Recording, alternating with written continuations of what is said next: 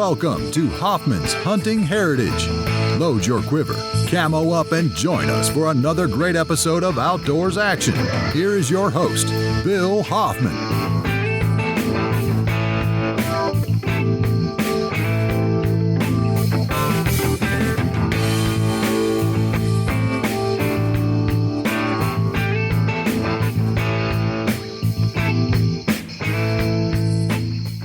Hello and welcome back to another episode of Hoffman's Hunting Heritage. I'm your host, Bill Hoffman, and this week's show is all about an exciting hunt that I had that was successful, but also a failure. So it's kind of an interesting story. I wanted to just break it down, tell you about some of the things I learned from this hunt, some of the things I did right, some of the common, wives' tales or tactics that I kind of ignored and it still worked out. And, what made it all so much more special is I did actually have both of my children with me. So we're just going to go ahead and break down this hunt. Now, this hunt happened about a week ago. And Michigan's bow season opens up as I'm talking right now. Michigan's, archery season, regular archery season for everyone opens up tomorrow. We're a day away, right? So it's Christmas Eve for all us guys in camouflage carrying a stick and a string. But Michigan has a few early hunts this, not just this year, over the past couple years.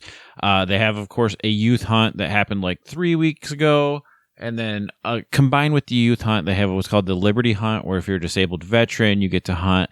And then a week after that, September 21st and 22nd, this year was an early antlerless season. And it was only in particular counties.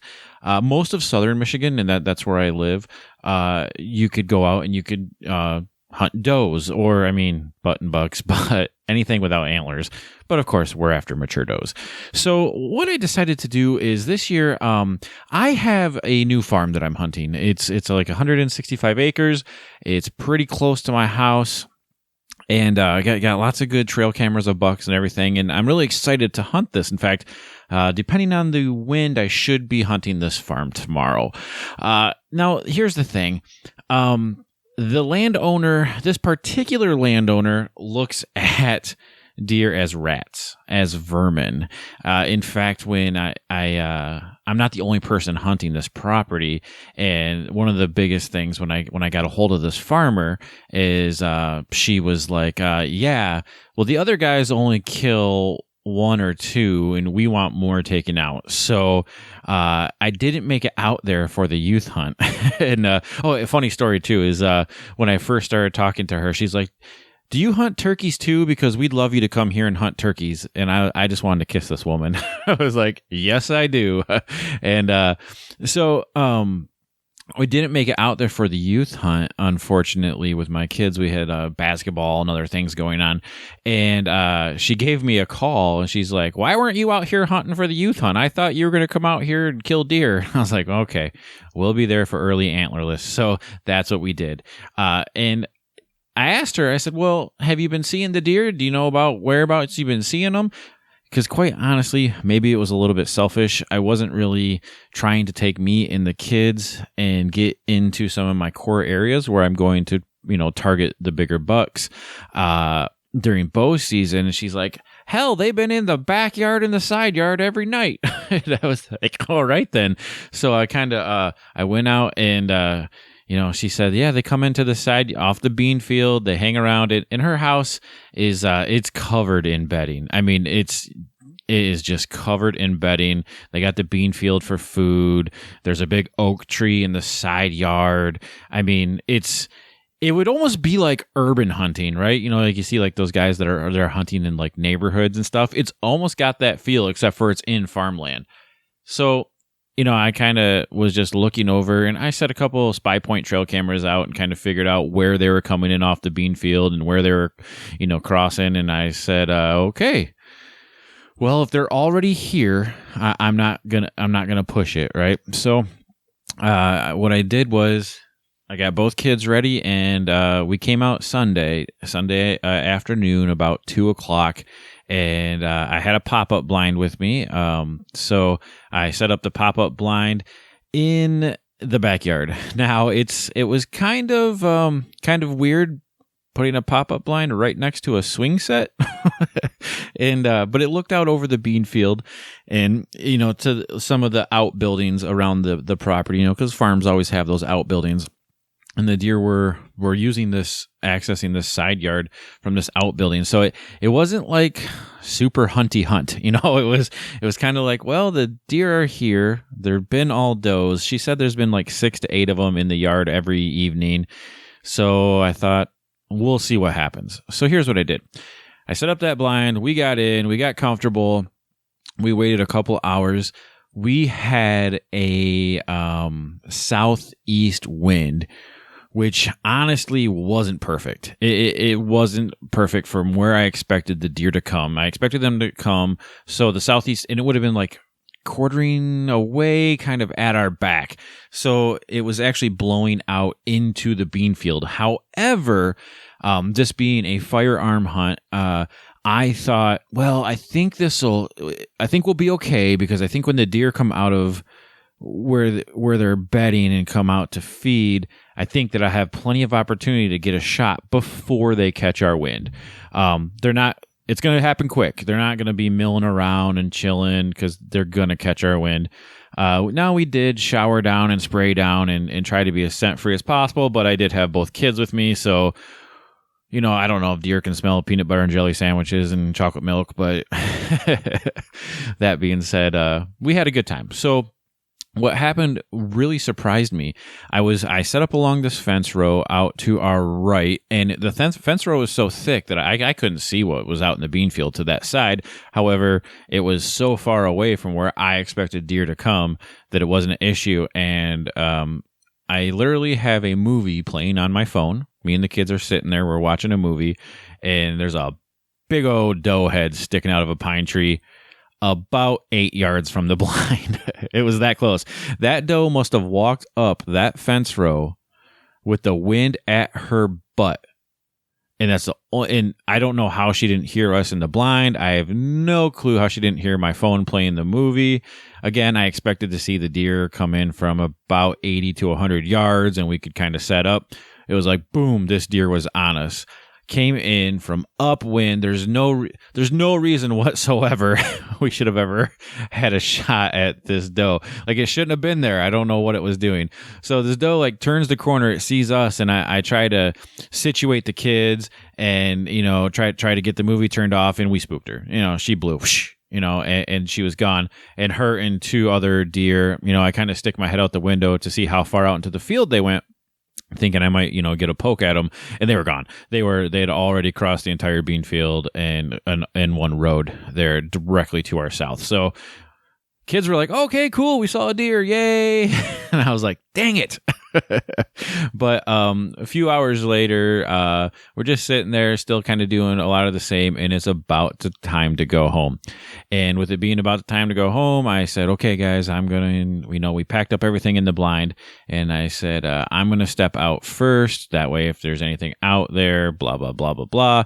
And lo and behold, I step out, and 20 freaking yards behind the blind is 3 does. Well, it's a doe and her fault. I believe doe and 2 yearlings.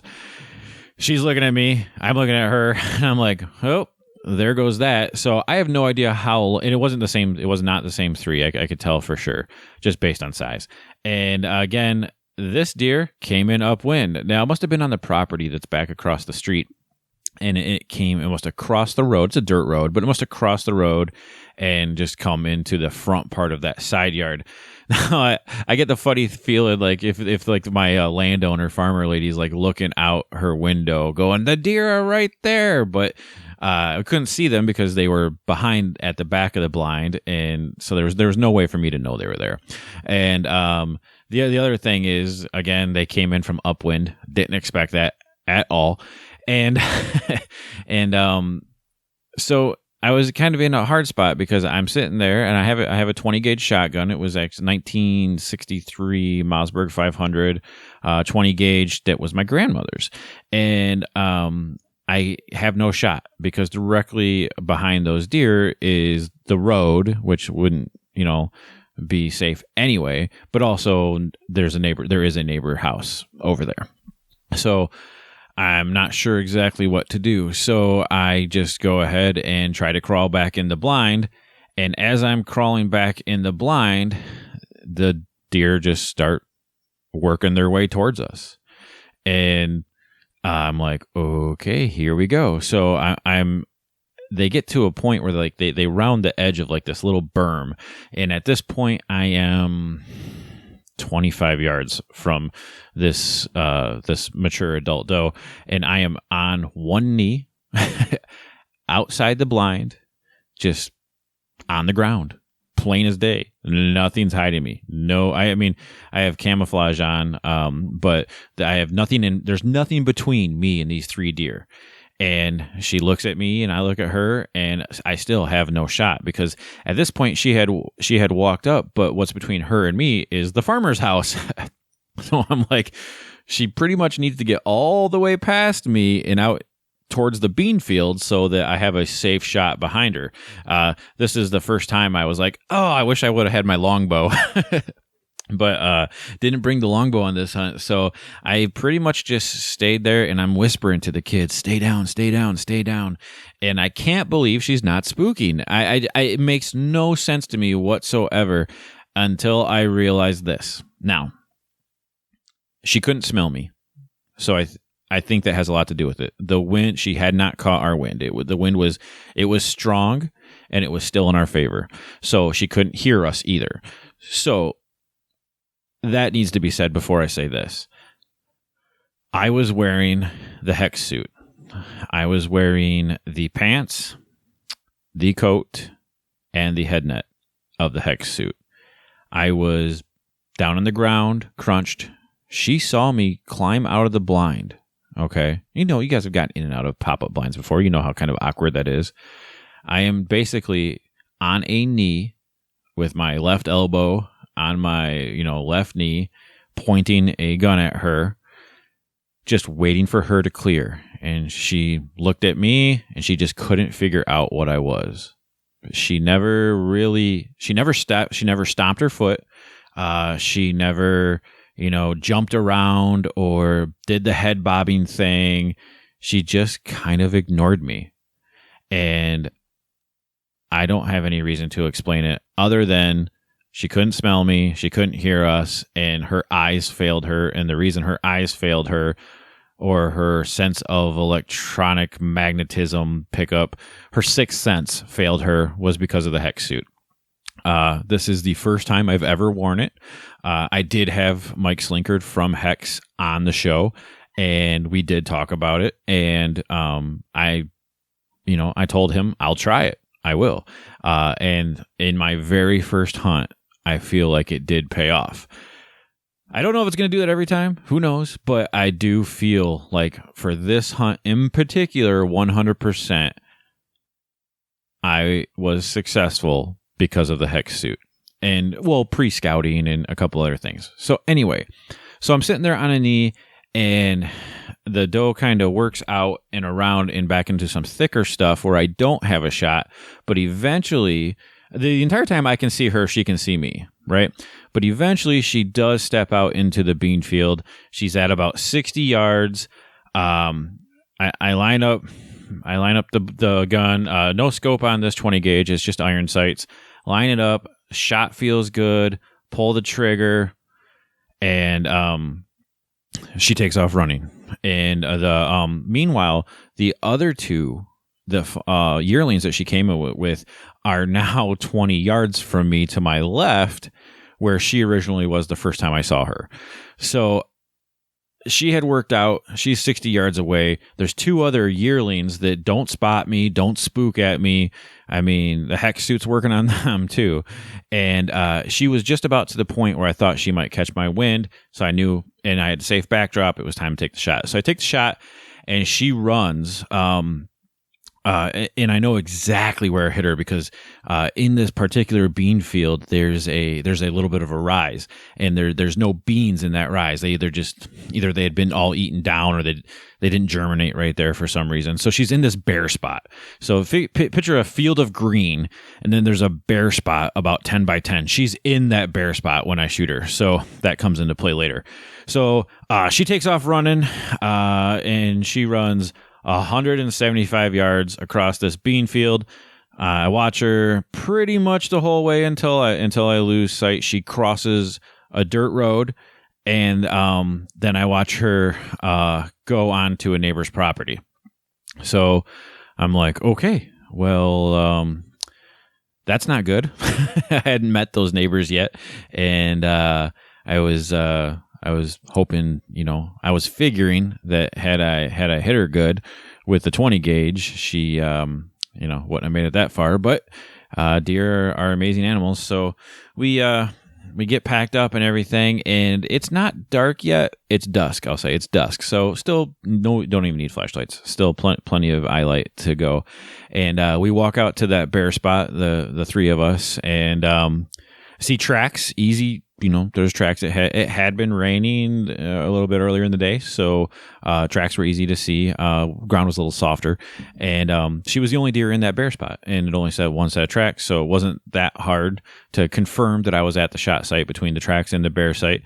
And there's no blood. And sometimes the gunshot takes 20 or 30 yards, so we start walking in the direction where she ran, and I can't really tell exactly like which path she took through the beans, but we walked 2 or 3 of them, and we searched real hard. And after about 100 yards, I'm getting a little scared, guys. After about 100 yards, that doubt starts creeping in. Every hunter has that doubt that creeps in their head. I have not found a speck of blood. I haven't. And I mean, the beans are at this point up to her belly, and they're still green. So obviously, if she's hit, she's going to be slapping beans. She's going to be pumping out. Couldn't find a single drop. And so I still did my due diligence. I kept walking, and kept doing kind of a grid search, more so looking. I know she crossed the road.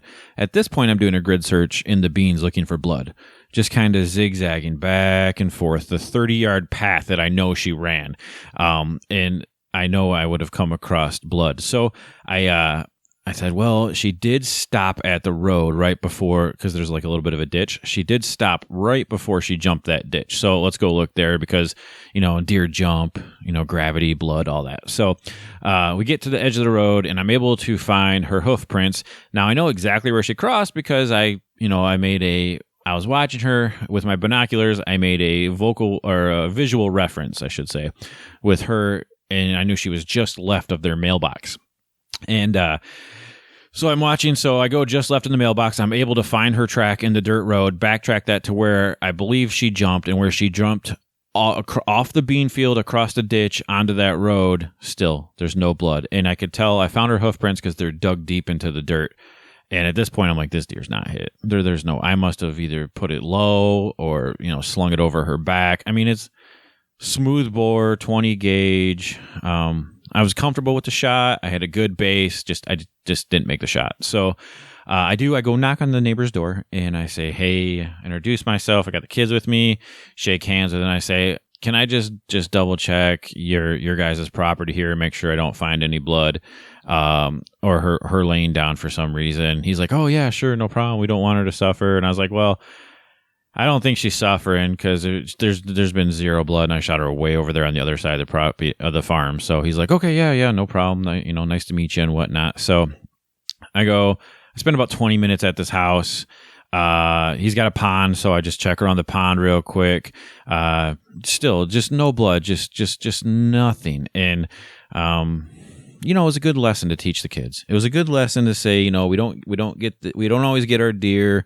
We did everything right accidentally, even though, if you read a hunt magazine, they're going to tell you don't put a pop-up blind in the middle of the yard on the day of the hunt. They're going to tell you, don't be watching movies in the blind and eating peanut butter jelly, whatever. They didn't hear us. They didn't smell us. They definitely saw us, but they didn't know what we were. So chalk it up for what it was. So it was a successful hunt with a failure, but that failure got worse. That was Sunday night. So Tuesday night, I get a call from my farmer who says, "Hey, the neighbor found that doe you shot. There's buzzards all around their property. They want you to come get it." I'm like, damn it. So at first I'm like, well, who knows? It could be another deer that someone else shot. It could be roadkill, easily roadkill out there. Yeah. It could be any host of things. So there's nothing other than it happens to be on that chunk of property that says it's my deer. However, I do the neighborly thing. I know the people that own the property, that found the deer. I know they're not hunters. So I said, I'll just go get it off their property. It's the neighborly thing to do. Plus, in the hopefully unlikely event that I ever have to track a deer on their property again, I can get the green light to do it. So that being said, this is what happened. I ended up going over there Wednesday morning and found the deer, about 60, maybe 40 yards from the side of the road. And when I walked up on it, it was that close to the road. I go, I bet you this is roadkill. So I turned it over and I saw the bullet hole pretty much on the exact same. Oh, not pretty much. It was on the exact same shot where I would have hit the deer. It was a perfect shot, maybe a little bit back. She was quartering to me a little bit, and I tried to put it on her front shoulder. Looks like I shot a little bit back for a quartering to shot. Now, a broadside shot, she would have been perfect. It would have smoked her. But after, I sent the picture to Rob Miller, who runs Cypress and Sargent deer tracking hounds. He's tracked more deer. He's a very good friend of mine. He's tracked more deer than anyone I know that's alive. And I said, how does this deer go 175 yards, jump a road, and never have a drop of blood? And all I did, I asked him that question and a picture. And he sent back, she was quartering too, right? And I was like, you're a smart man. Yes, she was. He said, yeah, you probably one-lunged her and ripped open that diaphragm, and then the diaphragm flapped and closed your entrance hole. And I'm like, that makes sense. Now, I would think there would still be an exit hole. I couldn't tell on this deer. I couldn't tell. There was no ribs broken on the exit hole side, so that tells me one thing. Also, because of, the coyotes and the crows and the vultures and the buzzards doing what they do, it was impossible to see if there was an exit hole. So, but there was a clear entrance hole right on the side. So I am 100% confident that that's the deer that I shot at. Same size doe. Where it ended up was, I guess it would almost be like tall wheat or Egyptian wheat. It's about, I'm 5'10", and it was about up to my shoulders. So she basically jumped that road and just dived into that wheat, and with no blood there. I mean, there was no entrance. There was no trails going in there. There was no way I was going to find her without calling in a tracking dog. Now, I just told you that I'm very, very good friends with the guy that runs Cypress and Sargent deer tracking hounds. So, I'm beating myself up over, like, why didn't I just call Rob and blah, blah, blah. And I've used Rob's services before, and there's no shame in calling the tracking dogs. And it's not a money issue. I can afford to have him come out, and he's got to feed his family too, and I get to help. And I didn't have any blood, guys. I thought I missed. I didn't have any blood for 175 yards across the bean field. I didn't have any blood when she jumped the road. I didn't have any blood in the road. I didn't have any blood in the yard. And I certainly didn't have any inclination or evidence that she had jumped into those high weeds. Now, she may not have jumped in those high weeds right away. She may very well have kept running and did the one lung rodeo for 6 to 8 hours and then bedded up in those. I didn't think about that until Rob mentioned it to me. because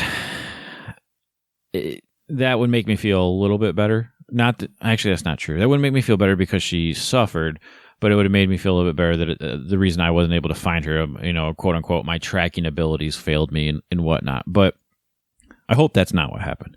I hope she piled up in those weeds, which meant she went about 200 yards and never bled. I hope that's what happened. I mean, I really, that would have been the quickest death for her. So, does it suck? Yep, it sucks. Did it put a little more faith in my shot?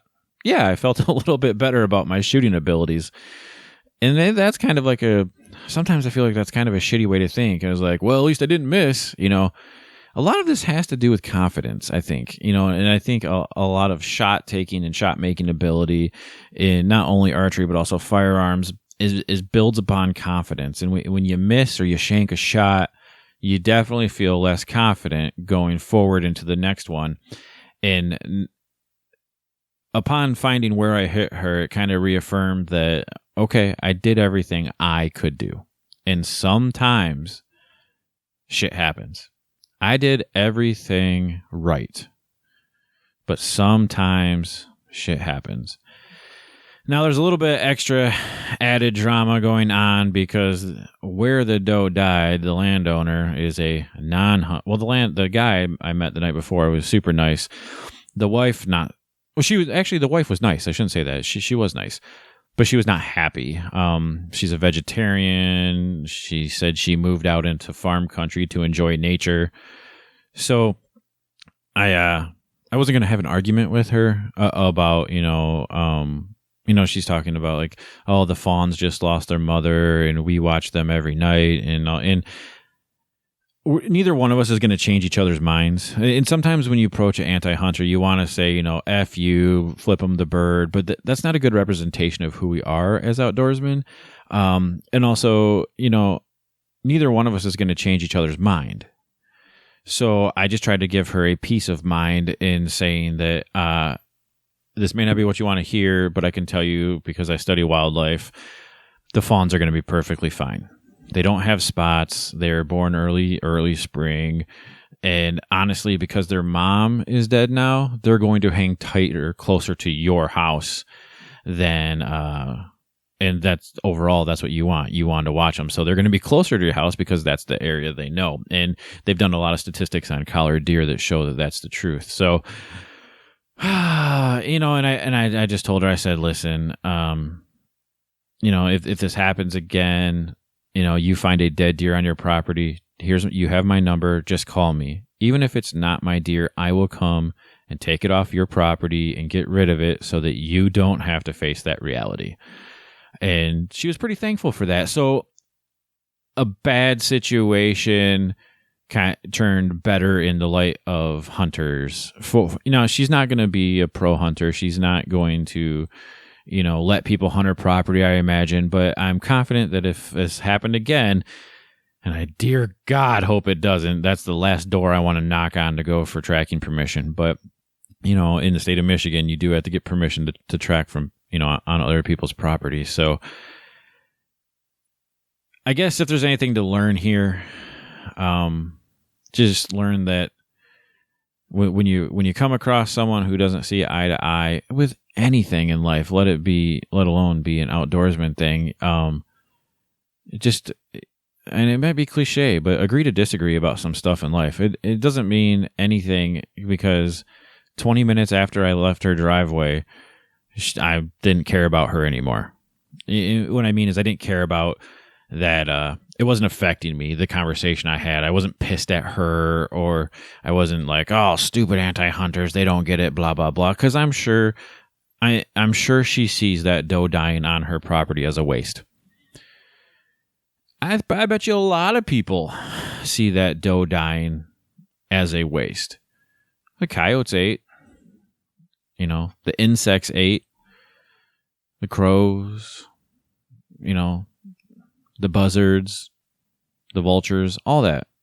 It's a circle of life type thing. So did I guess you could say I provided back to Mother Nature as best I could, and I got the mess off of her property, which I legally didn't have to do. And honestly, I could have walked up to that deer and then looked at it and gone back over to their house and said, "That's not the deer I shot." And they would have no reason to be mad at me. I could say, "Nope, that's not it. The deer I shot was bigger. The deer I shot was smaller.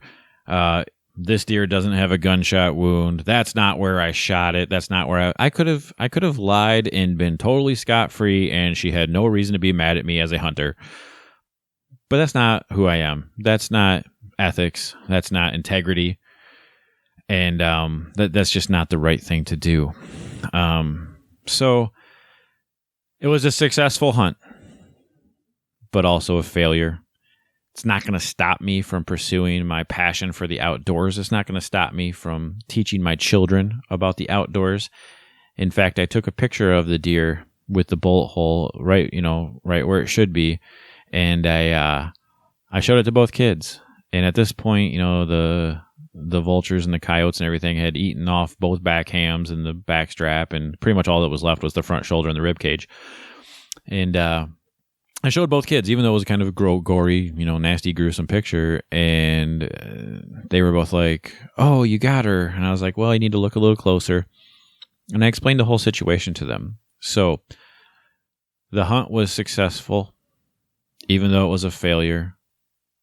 But the overall experience was a success because I got to teach my kids a very, very valuable lesson about the outdoors, about hunting. And the lesson isn't that sometimes shit happens, right?